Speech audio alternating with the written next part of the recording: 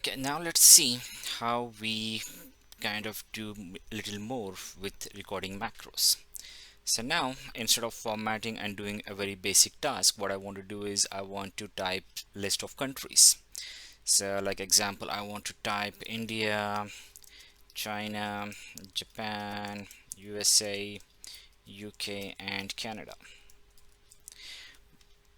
So if you see, what I've done is I've typed India, hit enter, I've typed China, hit enter, Japan, hit enter, and so on.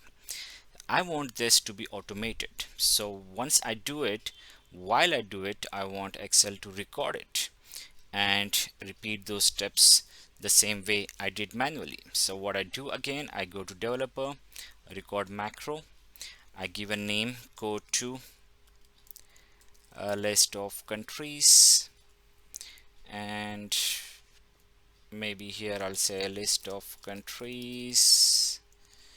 That's it. Make sure that this is this workbook. Click OK. Now you know that you are not allowed to click anywhere. I'm already on D4, so I don't have to go and click again on D4. I can just start typing. So I type India, Japan, enter, China, enter, USA, enter, UK, enter, Canada, enter. Once I'm done, I can click stop recording. So this time I'm gonna click here. Great. So it has recorded these steps. Now how do I repeat? How do I get Excel to repeat it? Let me delete these steps, keep my cursor on D4, and I'm gonna tell Excel to repeat the steps that it just recorded. How? I go to the list of macros. There you have the second code, list of countries. I say run. The moment I click run, it gives me all the list there. That's amazing, right? But there's a small issue here.